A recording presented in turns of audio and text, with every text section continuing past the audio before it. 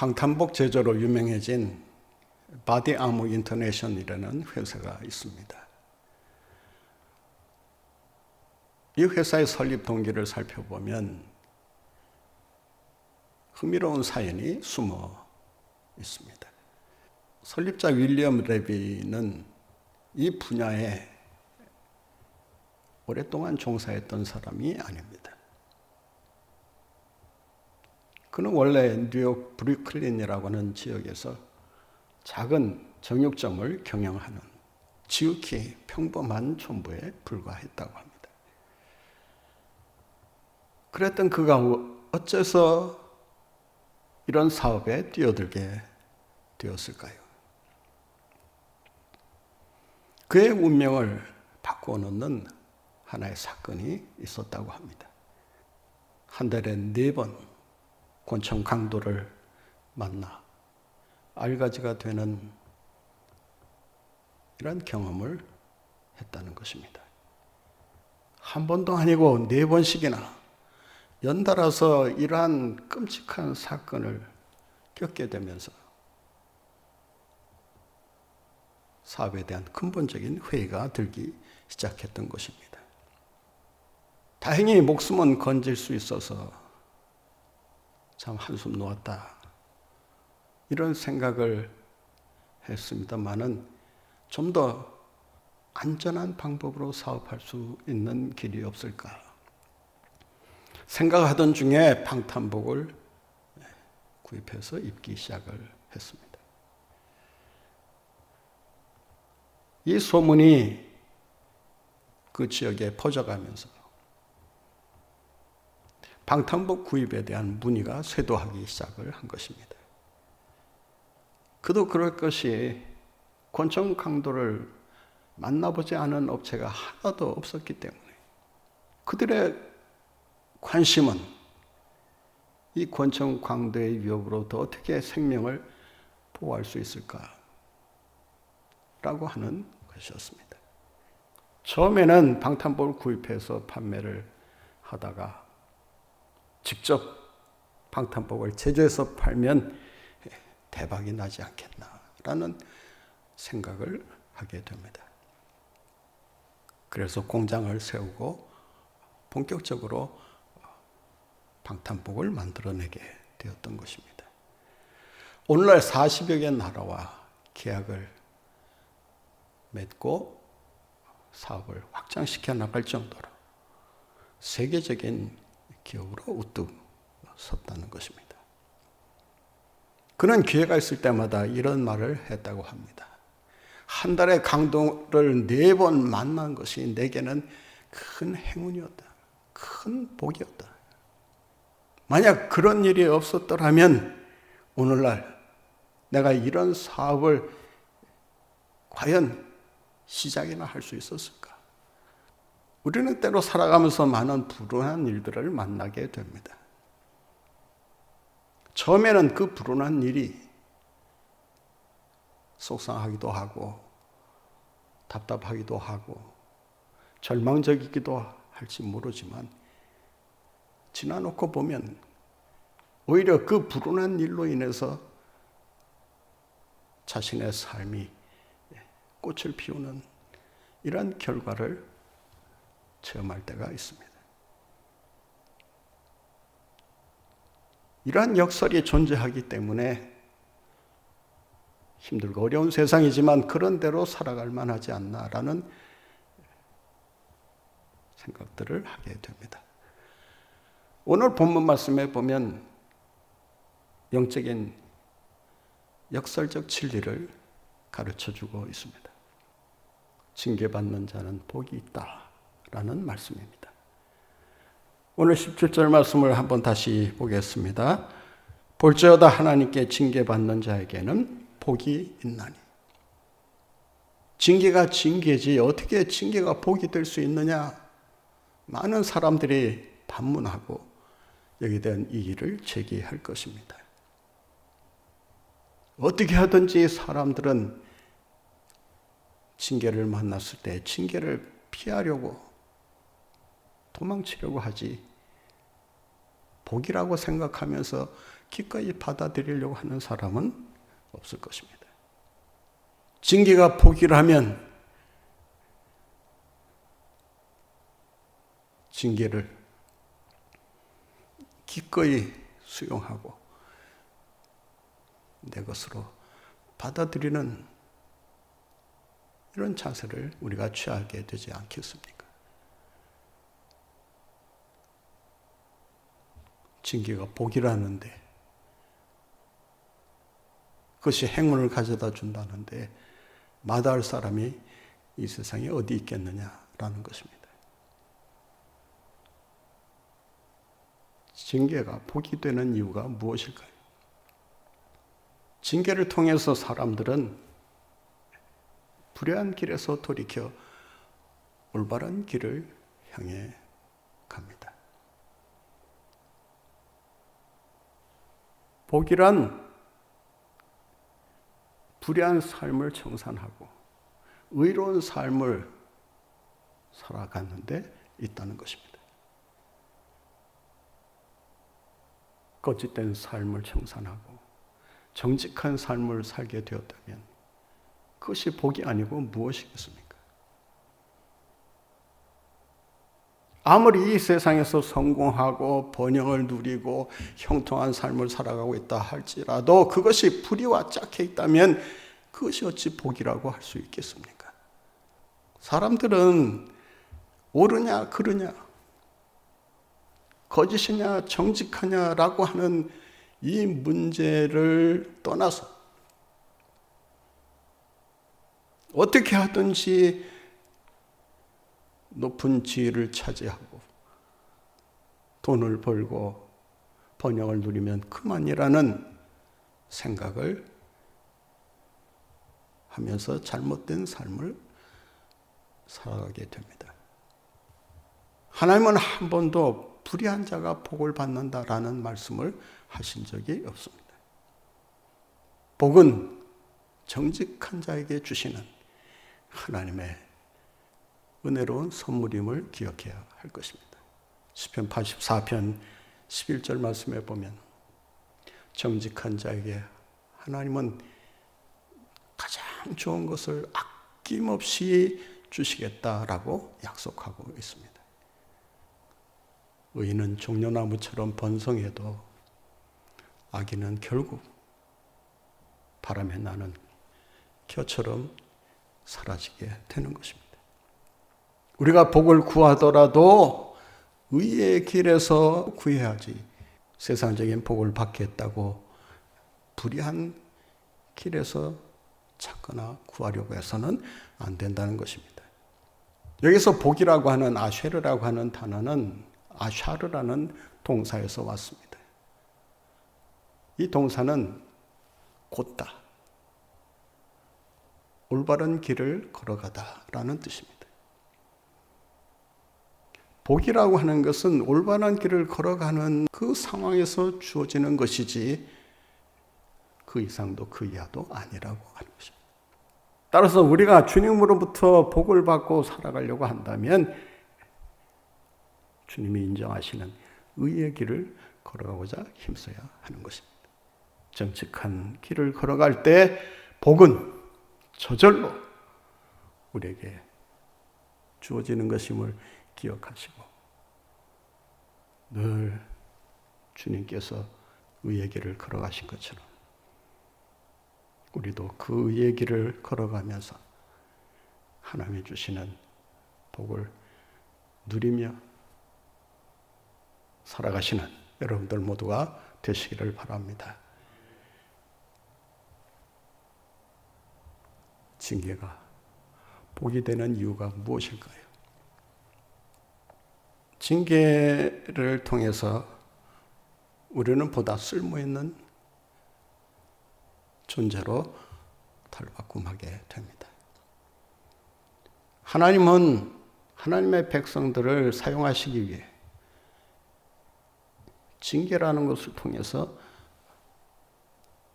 우리를 보다 영향력 있는 존재로 만들어 가십니다.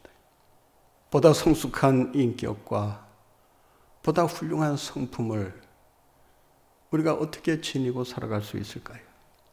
인간이 노력하고 애쓴다고 해서 주어지는 것이 아니라 징계를 통해서 하나님이 우리를 다듬어 주셔야 비로소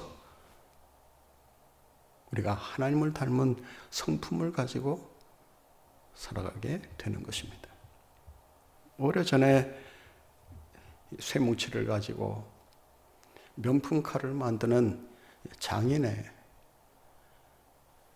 삶을 방영했던 적이 있습니다. 그 투박하기 이를 데 없는 쇠뭉치가 빛나는 명품 칼로 변해가는 그 공정을 자세히 지켜보면서 이런 과정을 통해서 명품 칼로 태어난 것이구나 라는 것을 깊이 감동적으로 느꼈던 적이 있습니다. 하나님은 전혀 쓸모없는 우리를 쓸모있는 명품 칼로 만드시기 위해서 때로는 징계를 우리에게 보내시기도 하신다는 것입니다. 하나님이 다듬으시는 그 손길에 순종하고 나가면 하나님께서 반드시 하나님께서 만드시려고 하시는 그러한 명품 인생으로 거듭나게 되는 줄로 믿습니다. 징계를 두려워하거나 징계를 무시하지 마시기 바랍니다. 싱클레어 퍼거슨이라고 하는 사람이 쓴 성숙의 길이라는 책에 보면 하나님이 인간을 어떤 과정을 통해서 성숙한 존재로 만드시는가를 잘 이야기하고 있습니다. 우리에게 닥쳐오는 시련과 역경이라는 이 징계의 채찍은 하나님께서 우리를 명품으로 만드시기 위한 과정임을 기억하시고 징계가 올 때 그 징계를 감사하면서 받아들이시는 여러분들이 되시기를 바랍니다. 징계가 복이 되는 이유가 무엇일까요? 징계는 히브리서에 의하면 하나님이 우리를 사랑하신다는 증거로 주어지는 증표라고 말하고 있습니다. 우리를 사생아로 버려진 자로 여기지 아니하시기 때문에 더더욱 우리에게 징계를 통해서 자신의 사랑의 마음을 드러내신다는 것입니다. 부모가 자식을 양육할 때 부모가 종종 사용하는 좋은 교육 방법이 있습니다. 그것은 징계입니다. 아이들은 분별력이 떨어지고 또 판단이 미숙하기 때문에 언제나 잘못을 저지를 수 있는 그런 위험이 있습니다. 그때마다 부모는 자식을 징계함으로써 자식에게 나쁜 길로 걸어가지 않도록 사전에 통제를 하는 것입니다. 우리가 징계를 받을 때 하나님이 나를 얼마나 사랑하시면 이런 징계를 주시나 생각하면서 하나님의 자비하심에 모든 것을 맡기고 살아가시는 여러분들 모두가 되시기를 바랍니다. 사랑하는 성도 여러분, 우리 주님은 우리를 미워해서도 아니고 우리를 무시해서도 아니라 우리를 사랑하시기 때문에 징계하신다는 것을 기억하시고 징계를 받았을 때 저항하지 말고 하나님의 나를 사랑하시는구나 깊이 깨닫고 그 사랑에 감사하면서 하나님께 영광 돌리시며 살아가시는 여러분들 모두가 되시기를 바랍니다. 징계를 통해서 우리가 복을 받기 위해서는 어떻게 해야 되는가? 오늘 본문 말씀 17절에 보면 징계를 받을 때 그 징계를 업신여기지 말라고 교훈하고 있습니다. 17절 말씀을 다시 한번 보겠습니다. 볼지어다 하나님께 징계받는 자에게는 복이 있나니 그런즉 너는 전능자의 징계를 업신여기지 말지니라. 업신여긴다라고 하는 이 말은 무시한다, 소홀히 여긴다, 그런 의미도 포함되어 있습니다만은 이 말씀의 근본적인 뜻은 징계를 받았을 때 하나님을 오해하는 일이 없도록 해라라는 뜻입니다. 사람은 징계를 받을 때 그 징계 받았다는 그 사실 하나로 불평과 원망을 털어놓게 됩니다. 왜 내게 이런 어려움을 주시는가? 왜 나를 이렇게 취급하시는가? 하나님에 대한 불만을 털어놓으면서 하나님을 마치 징계나 주시는, 우리를 못 살게 구시는 그런 불의한 하나님으로, 그러나 오해를, 곡해를 하기가 쉽다는 것입니다. 징계는 앞서 말씀드린 것처럼 하나님이 우리를 사랑해서 주시는 것이지 결코 우리를 싫어하거나 우리를 불행에 빠뜨리기 위해 주시는 것이 아니라는 것을 우리가 기억할 수 있어야 합니다.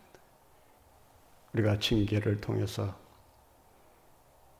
하나님의 축복을 받아 누리고자 한다면 어떻게 해야 하는 것입니까? 본문 말씀에 보면 징계는 하나님께서 뜻이 계셔서 우리에게 주시는 그러한 징계라는 것을 우리에게 가르쳐 줍니다. 본문 말씀 17절 후반절 말씀 다시 한번 보겠습니다. 그런즉 너는 전능자의 징계를 업신여기지 말지니라. 전능자의 징계. 무슨 말입니까? 하나님이 주시는 징계라고 하는 뜻도 있습니다만은 전능자의 징계라는 말은 이 징계에는 전능자가 갖고 계시는 분명한 뜻이 있다는 것입니다. 아무런 뜻도 없이 우리에게 징계를 내리는 분이 아니라고 하는 것입니다. 그러므로 우리가 징계를 만났을 때, 징계를 받았을 때 이 징계를 극복하려고 하는 자세도 물론 필요합니다만은 그 극복하려는 자세 이전에 우리가 먼저 가져야 될 태도는 하나님의 뜻이 무엇인가라는 것입니다. 징계를 통해서 우리가 하나님의 뜻을 분명히 깨닫는다면 그 징계를 통해서 우리는 보다 하나님의 뜻을 알고 하나님의 뜻에 부합된 삶을 살아갈 수 있게 될 것입니다. 징계를 극복하려는데 우리의 모든 관심이 치우친 나머지 하나님의 뜻을 잃어버리지 않도록 조심해야 합니다. 하나님은 징계를 보내시기 전에 이 징계를 왜 보내야 하는지를 주님은 다 알고 계시는 것입니다. 따라서 정확한 표현이 될는지는 모르겠습니다만은 전능자의 징계라고 하는 것은 전능자의 손에서 계획된 뜻이 담긴 징계라는 것입니다. 징계가 왔을 때 징계를 사람의 생각으로, 사람의 판단으로 처리하려고 하지 마시고 하나님의 뜻이 무엇인가를 묻고 그 뜻을 이루어드리기에 힘쓸 때 징계를 통해 하나님의 영광이 나타나게 될 줄로 믿습니다. 징계가 복이 되는 그러한 삶을 살기 위해서는 우리가 어떻게 하는 것입니까?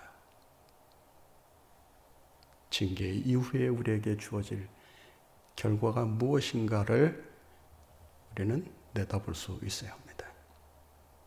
징계가 우리에게 찾아올 때 그 징계 때문에 때로는 고통스러워하고 힘들어 할지 모르겠으나 중요한 것은 징계 이후에 주어질 하나님의 축복이 무엇인가를 내다보게 된다면 우리는 그 징계를 기쁨으로 받아들일 수가 있다는 것입니다. 베드로전서 1장 7절 말씀에 보면 예수께서 나타나실 때에 칭찬과 존귀와 영광을 얻게 하려 하심이라고 징계의 목적을 말씀하고 있습니다. 징계를 통해서 우리가 마지막 얻게 될 그 최후의 상급은 무엇인가? 예수께서 나타나실 때 칭찬과 영광과 존귀를 얻게 하려 함이라고 하는 이 약속의 말씀을 기억하면서 징계 이후에 주어질 그 축복을 소망하면서 믿음으로 달려가시는 여러분들 모두가 되시기를 바랍니다. 우리 주님은 십자가라고 하는 징계를 눈앞에 두고도 그 십자가라고 하는 징계 앞에 절망하거나 낙심하지 않았습니다. 그는 그 십자가 이후에 주어질 부활의 영광을 바라보면서 당당히 그 십자가의 길을 걸어가셨던 것입니다.